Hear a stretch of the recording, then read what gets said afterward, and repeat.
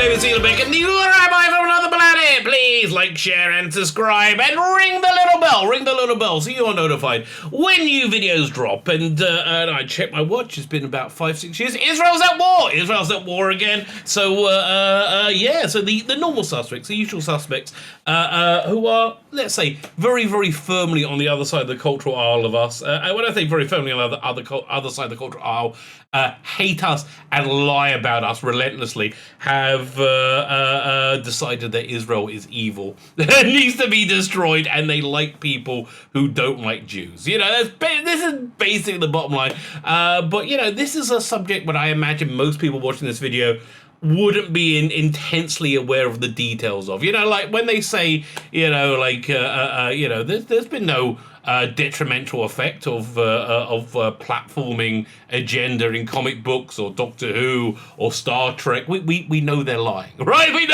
know they're barefaced lying.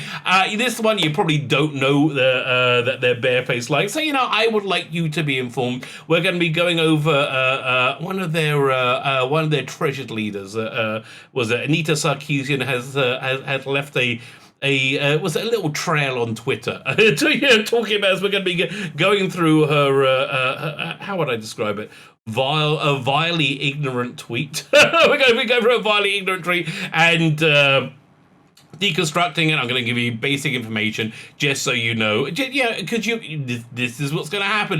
This is the real war. The real war isn't the one with being fought with missiles and bullets right now. No, the real war is a propaganda war. It's a propaganda war designed to win over your hearts and minds. So I am enlisting you to educate you, to see if you can help redress the balance, which is certainly, by the time this video drops, is going to need to be redress somewhat. That's how I imagine going down. If it goes down the same way it's gone down every other time before. Fine, before we get into it, can you hit the like button? And I want to be clear, if you hate watching this video, like it anyway. You know, just it's nice to be nice.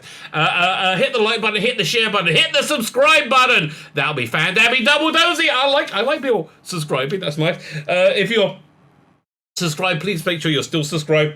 YouTube doesn't like me keeping subscribers. So they whenever I get too many, they always take about 10-15 off. They no, that's too many for you. So if you're subscribed, make sure you're still subscribed, and comment. Let me know what you expect on this one. I would love to know what you think. If you have any real genuine questions, specific questions, let me know. I'll answer any question. You know, I'm pretty easygoing. If you want to be super nice, you want to really support, you know, the Israeli war effort, I think the best thing you could possibly do is buy my comic book.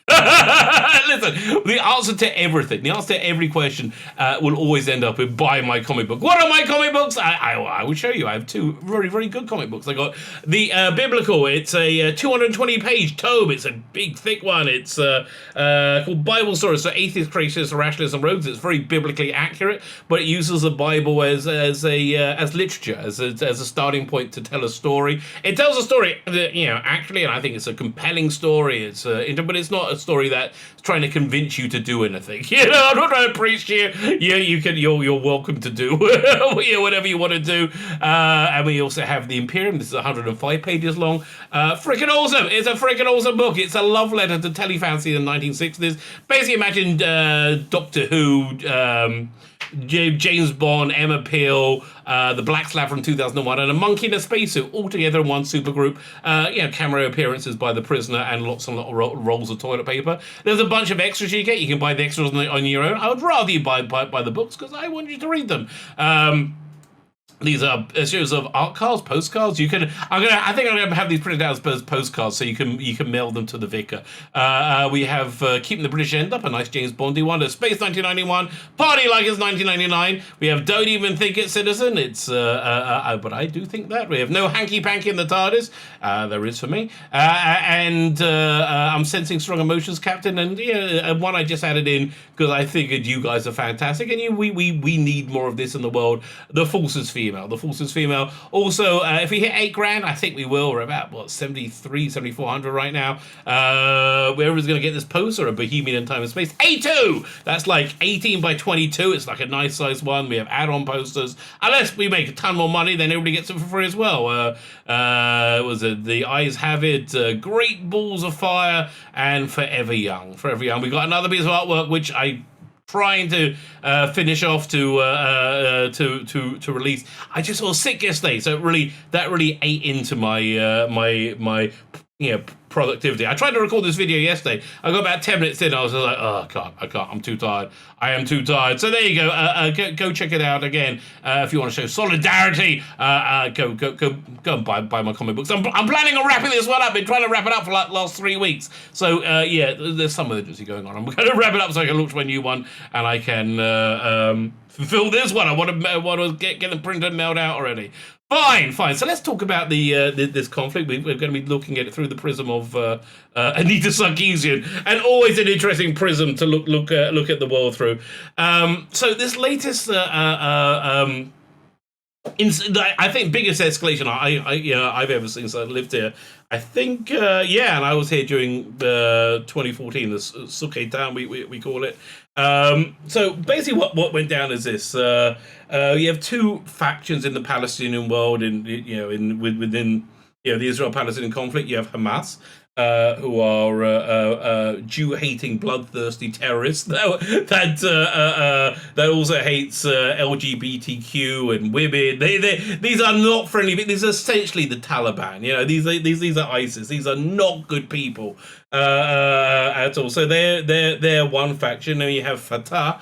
That's the more official Palestinian Authority. So they've been democratically elected into power for about 15 years. They haven't had another election, and so they've been vying for Hamas and Palestinian Authority are vying for supremacy of the Palestinian people.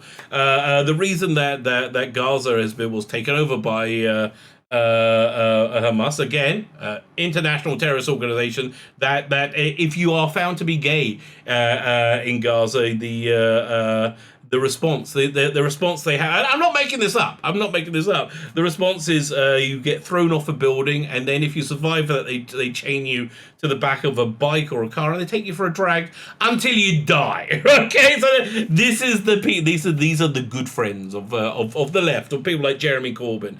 Again, none of this is in dispute whatsoever.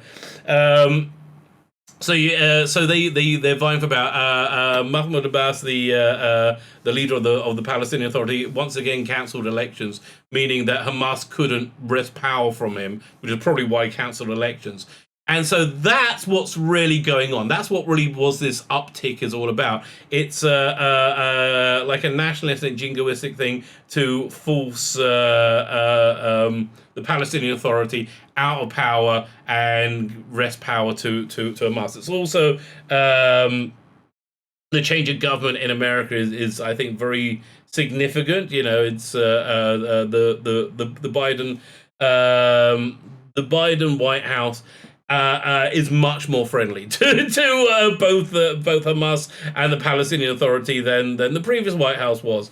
And I think much more tolerant. So far, actually, I have to tell you, I've been surprised how pro-Israel Biden's been. So yeah, and I hate saying anything nice about him because I really think he's the absolute worst president I've ever seen, and he's only been doing it 3 months. So, there's like food shortages, gas shortages, labor shortages. They can't get anybody to work on lowering jobs because they're paying too much for unemployment. If you get $16 an hour for unemployment, or you get paid $18 an hour to work at McDonald's, you're not working at McDonald's. So we have all the fast food restaurants chains.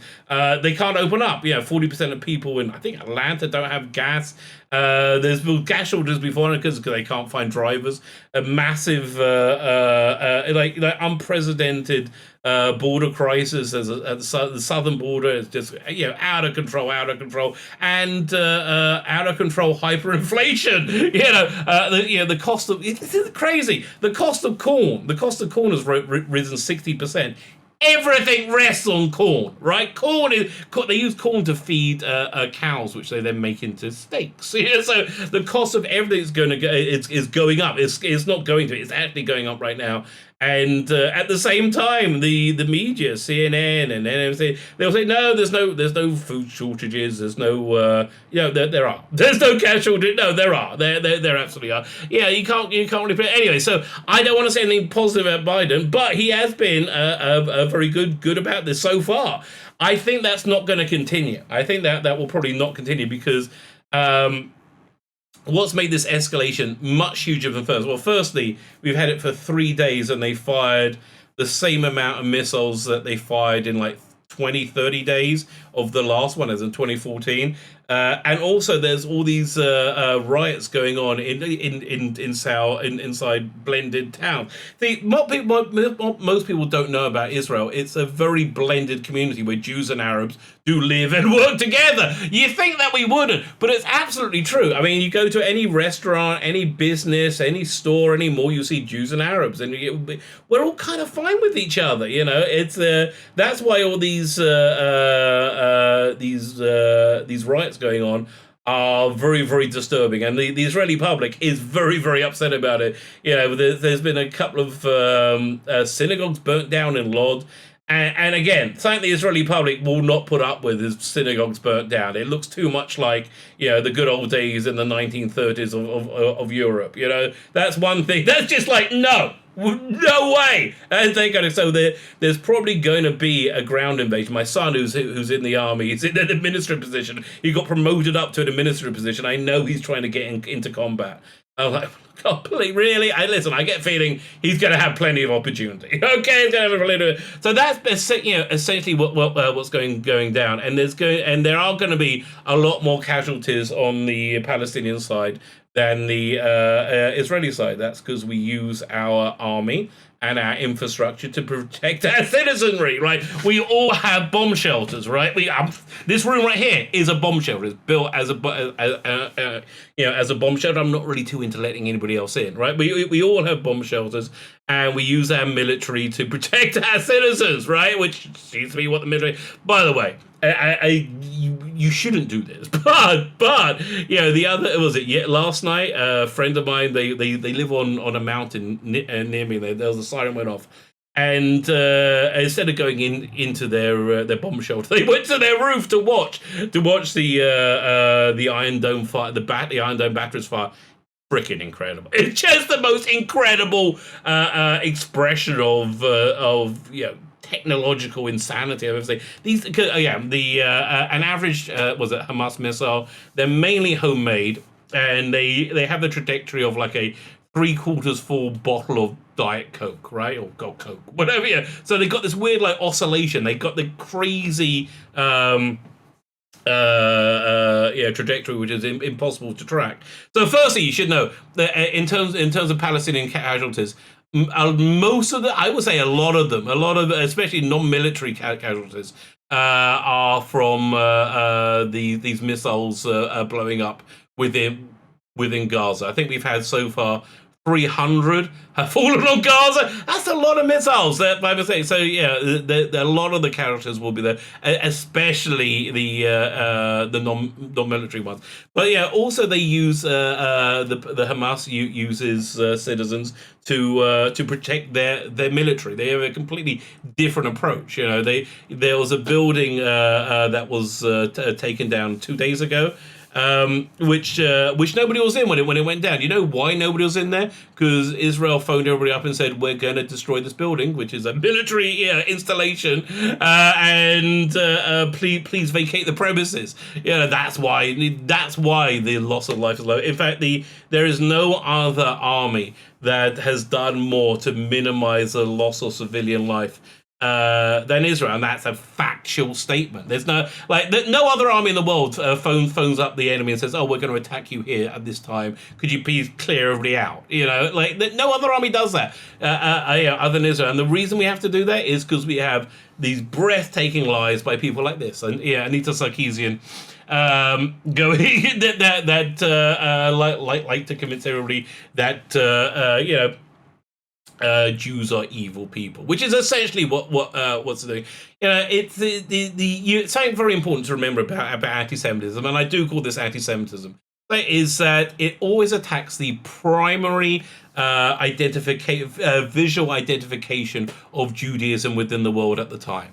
So it used to be in like the 15th century, they would attack the Jewish religion. They said that Jews use Christian babies' blood in their religious practice to make matzah, which is like this like cracker bread you have on Passover. That was about 6 weeks ago, right? So they said we use Christian, but that was in the 15th century. Then, after the Enlightenment, when Jews stopped being so religious and got into the arts, especially in Germany, and at that point they became genetically important. It was a scientific thing. They hated the flesh of Jews of themselves because they can't point to religion. In fact, in fascinating propaganda video that I saw once. Showed a bunch of, this is from Germany in the 1930s, showed a bunch of Jews in the traditional Jewy dress, with the beards and they call peyot, the long ringlets and that, the furry hats, the whole thing, and they panned across them. Then they panned across the same people dressed in like modern suits with the beard shaves. See, you can't tell them apart now, and they're genetically, so they hated Jews for being part of society, right? So that's how it changed, and now it's changed again. The most primary identification of Judaism in the world is the state of Israel, right? The state of Israel, the lone Jewish state in the world. Now, the basic thing that I think we want in Israel is to be left alone. There was this whole thing kind of started with what's called a partition plan.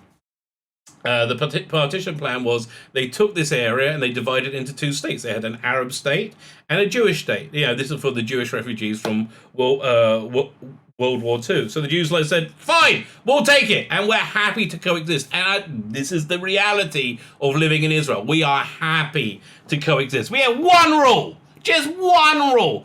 This is the bar that you got to get over, right? There's one rule. Do not try and murder us for being Jews. That's it. That's it. And that's the only thing you got to give up on. If you can give up on that, we can all live together and be friends. We can have peace and harmony and live together and be friends. We're on board for that.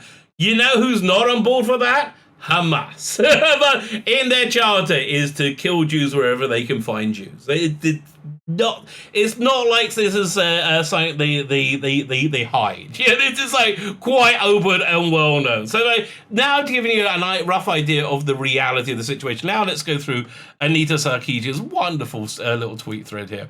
Israel did not exist until 73 years ago. That's actually correct. Yes, that's true. When they were a settler colony, no, that took over Palestine. Okay, so let's deconstruct that a little bit. So there's been a continued Jewish presence in this land for thousands and thousands of years. We are the indigenous population. Again, going back to the Davidic Empire, the Jews were forced into exile by the Romans about 2,000 years ago. Was it 1,949 years ago? I think maybe. Like around there, and ever since then, as a central part of Judaism is praying for a return to a national return to this land. That's why we find it living here just a miracle, miraculous. We actually find it. This is we believe it's an expression of divine, like a divine prophecy coming to be, right? And the odds of there being a Jewish presence here seem to be a low one. But the point is this: we're not a European settler colony. We are the indigenous population that have never ever forgotten about it. In fact, if you ever been to a Jewish wedding, you've seen the famous thing. They at the point of the wedding when they get married, a guy stamps on a glass, and everybody goes Mazel Tov, right? Mazel Tov. So what's that about? It's stamping on a glass is to commemorate the destruction of Jerusalem, because even the height of our joy, it's like intrinsic to us, which I honestly think that's really the bottom line where this conflict is really coming from. It's 3 times a day we pray that that the Jewish there will be a third Jewish temple built on Temple Mount. Currently, right now, it's being occupied by the Al-Aqsa Mosque. So that's really the entirety of it. I think we had an opportunity in '67 to blow it up and build the Jewish temple, which we said no to. It didn't really work out so well for us. But I would say there's not really an interest right now in getting rid of Al-Aqsa Mosque and rebuilding the temple. Even though it's something that we do pray for. That's because it's more like religious fanaticism.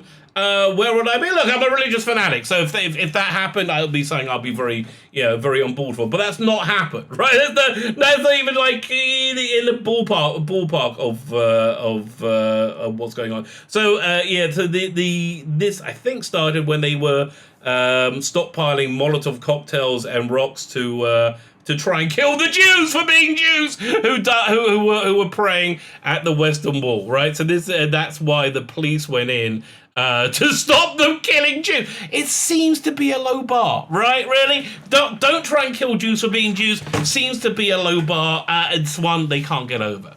Fine. So it's not a settler colony that took over Palestine. Palestine, by the way, was a Roman name for this land that was given to as a diss to the Jews who were the indigenous population here. Okay, and have been violently maintaining their position ever since. If you mean we've employed violence to stop you killing us, then yes, that is a fact. You probably heard the expression "never again," right? Never again. So let me expand that for you. Never again means we're not going to let you murder us. Okay, we're not going to let that happen. At least we're not going to go down quietly, right? We're not going to let you murder us. That's what never again means. Now, we would rather that is achieved peacefully, right? We would rather we do that much more peacefully and nobody gets hurt. Again, the only bar to peaceful coexistence is to stop trying to murder us because we're Jews. And that's it. That is the entirety of it. That's the bar that they got to get over, and they will not get over, right? So, it's basically that. If not for that, we could have absolutely peaceful coexistence. However, if we're going to have to kill one of you to stop you murdering us, which we're going to do.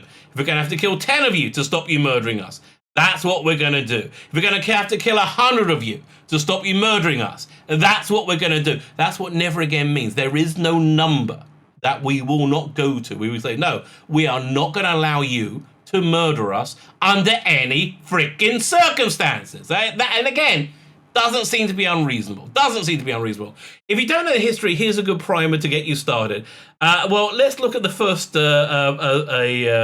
slide of this. Israel isn't a country? Yes, it is a country. It's the most legitimate country on the planet. It's the only country where the UN got together and said, yeah, that's a country, right? That's a country. No, they're a settler colony. No, that's not true. That's an absolute lie. Settler colonialism is a form of colonialism that seeks to replace a native population. No, we sought for coexistence, and we are the indigenous population. So, of the colonized land with a new society of settlers. This is what Israel is. Palestine is a country. They are colonized. No, Palestine doesn't exist. This land was Jordan beforehand, right? And Egypt. But Palestine doesn't exist, and Israel does exist. These are just facts. She goes on. The political power Israel has is because they are allies with countries like America. Yes, we are allies. We are very much supported by countries like America. Also, we're not bad supporters of that. The reason for that is we are a lone outpost of Western values within the Middle East, and that's why Anita Sarkeesian can't stand us, because she hates Western values, and that's basically why I think liberal progressives are always anti-Semites, right? They are relentlessly anti-Semites because Judeo-Christian values are a little bit Judeo, but they are relentlessly anti-Semitic. So yeah, Nixon was supportive of Israel because he liked Henry Kissinger. Said, Henry, I'm doing this for you. Okay, good. So that's essentially why we got so. And also, again, we are ideologically aligned in that we have liberty and justice for all. Every citizen in Israel is equal regardless of ethnicity, skin color, sex, sexual orientation, religion. One of the I think there was a 6-year-old boy killed, which is a tragedy, an absolute tragedy. Killed 2 days ago by one of the Hamas missiles. And again, to be sure, there have been Palestinians killed, and every person killed is tragic. I agree with you. Nobody wants to see that. I don't want to see that. I want to see peaceful coexistence. And what does peaceful coexistence require again? You not trying to kill us. That's it. Again, one more time. You not trying to kill us, right? So, we have liberty, we have justice, we have equality, and we are the lone country in this. Like this, we're the lone country where you have LGBTQ rights.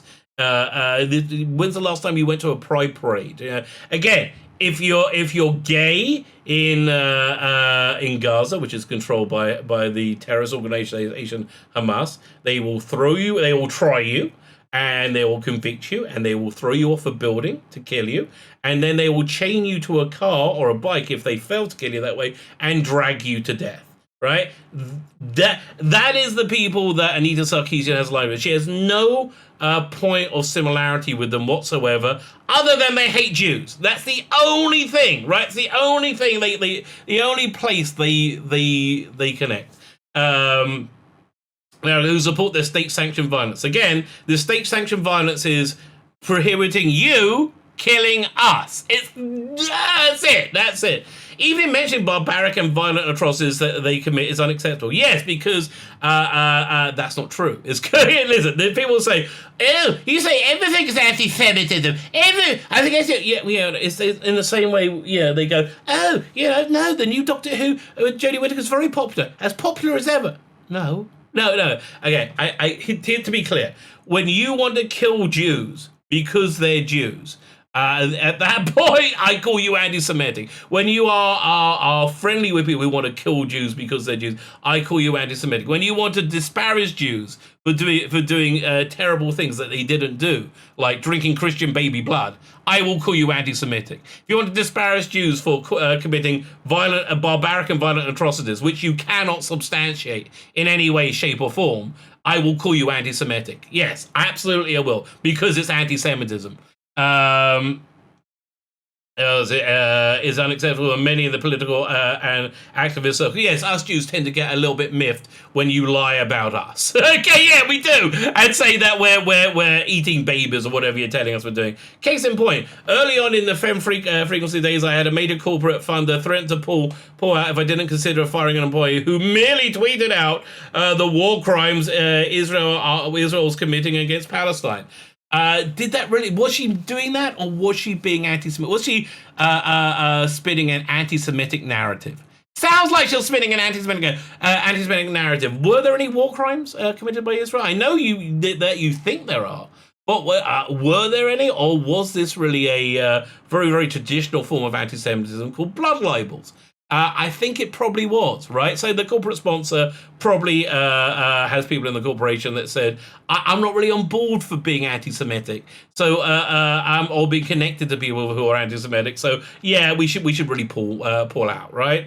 My work wasn't even about global politics. Yeah, it's funny that, isn't it? You could be doing something completely different, and once you're anti-Semitic, we will think you're anti-Semitic. That's right. Yeah, you could be like talking about absolutely anything, the knitting circles of the day. And then you go, oh, those Jews like to eat babies. Yeah, at that point, you're anti-Semitic, right?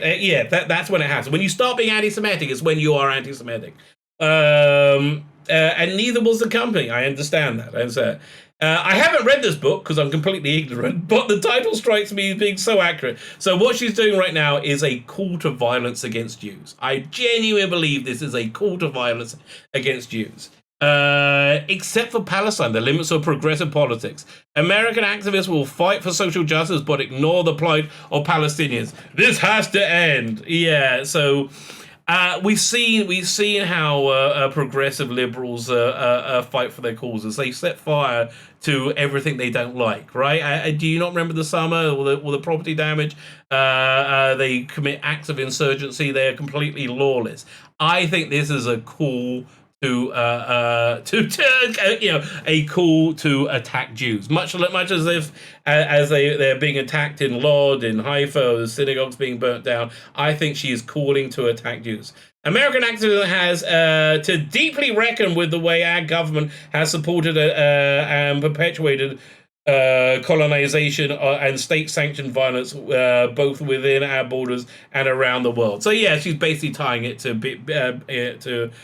BLM. So yeah, as I said in the beginning, I'm surprised that Biden has been as positive towards Israel as Biden has been. I really am. I'm very sorry. What I think is going on, my thought is that this is a line for him to say to the moderates in the Democratic Party, says, "No, listen, we're still in charge. We're not going to go." And I think this might be a line that might be too far for the progressive side of the party, which I think has complete control, to stand. Maybe this will be the end of Biden, to be replaced by was it Kamala Harris? Look, we all expect it to happen sooner or later. Maybe this is going to make it happen sooner. Who knows or dares to dream? All I know is this. I do think this is going to expand. I think it's going to get a lot worse. But I think there's going to be a lot of disinformation out there. So there you go. I hope you are informed and educated. And, this helps you if it comes up in conversation wherever you may be. My name is Tzvi Lebetkin, the Rabbi from another planet. Please like, share, and subscribe. And ring the little bell. Ring the little bell so you're notified when new videos drop.